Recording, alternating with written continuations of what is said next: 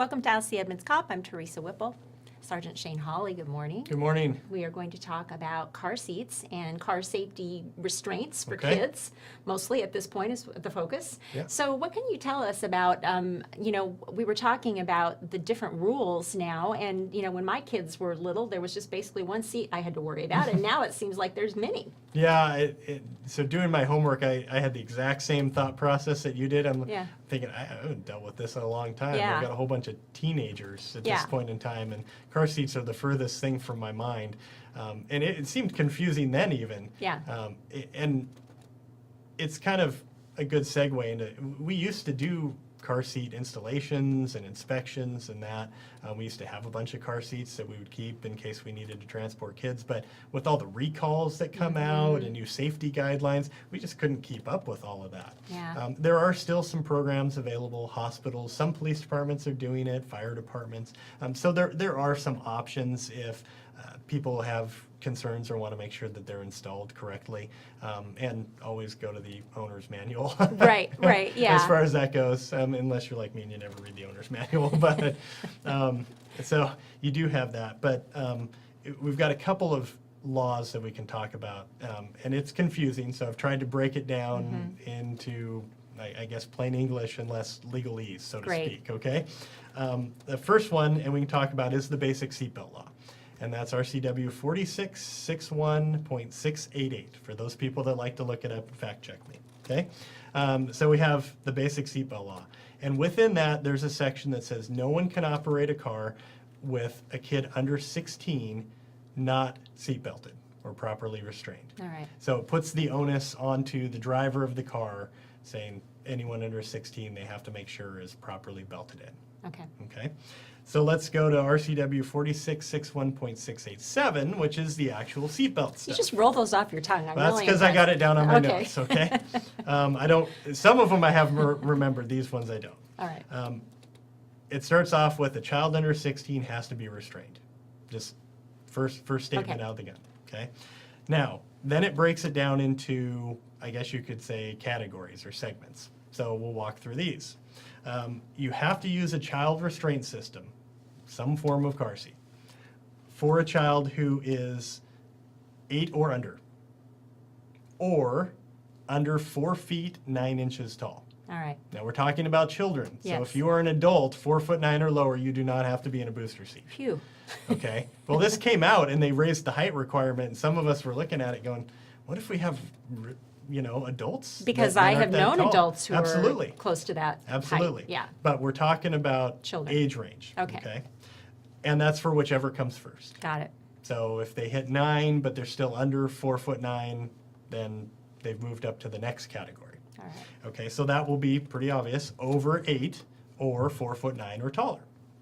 And what it says there is they have to wear their seatbelt correctly. And we see this quite a bit with parents that they don't think it fits, it comes up too high, they're concerned that if they get in an accident, their child's gonna have neck damage or Yes. whatever. And they make a system that kind of pulls it down. Yeah. So the good option, and those aren't terribly expensive. And it's a safety thing, so I don't know that you can really put an expense on your child's safety. Yes. But what we'll see a lot is they will tuck it under the arm, or they will put the shoulder belt behind their back, behind the child's back, thinking that it just creates a lap belt at that point in time, but the law is pretty specific. You have to have lap and shoulder belt. Okay. Okay. Good to know. And then one more thing there is a child under 13, when practical, is how it's worded, should be in the back seat. Okay. So if you don't have a back seat, then it doesn't If you don't apply. have a back seat, doesn't Yeah. apply, but when practical, Got it. okay? Okay. And that's for safety, That's airbags, for safety, that kind of thing. airbags, another layer of protection between your child and the windshield if something really bad happens. Okay. Okay? So now we can move on to actual car seats. All right.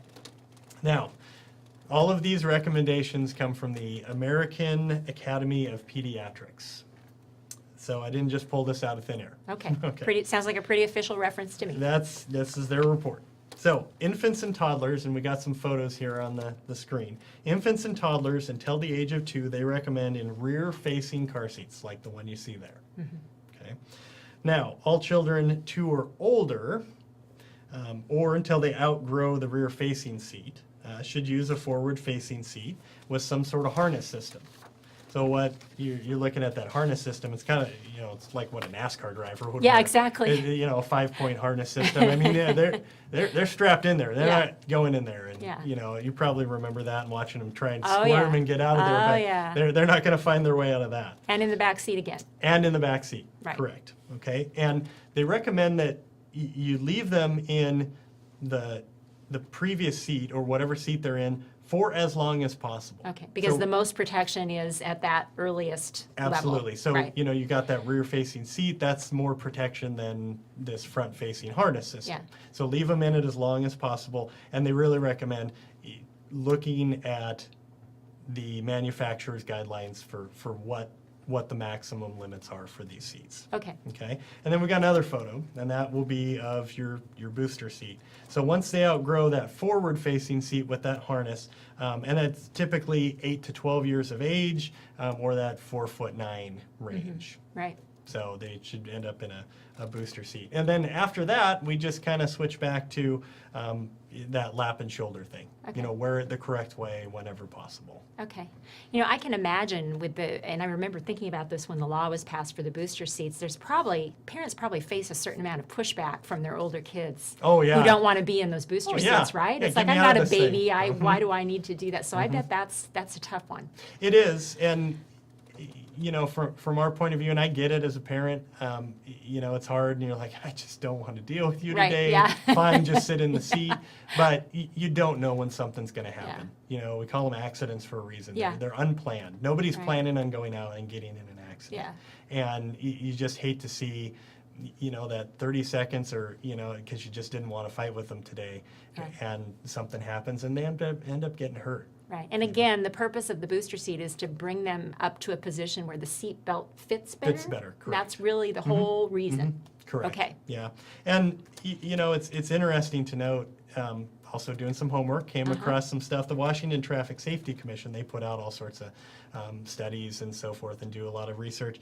29% of all traffic fatalities were unrestrained drivers in 2013. Wow. So almost 30%. That's amazing, given that we've had a seatbelt law for a long time. We have, And it's that people are. Well, the funny thing is we actually do a pretty good job in Washington State, according to them, of using them. Statewide, almost 90%, 97% of people actually follow the law and use their seatbelts. Wow, that's incredible. Yeah. Okay, well, good. Great information. Yeah, you bet. All right. Thanks very much for joining us, and we'll be back again soon with another episode of Ask the Edmonds Cop.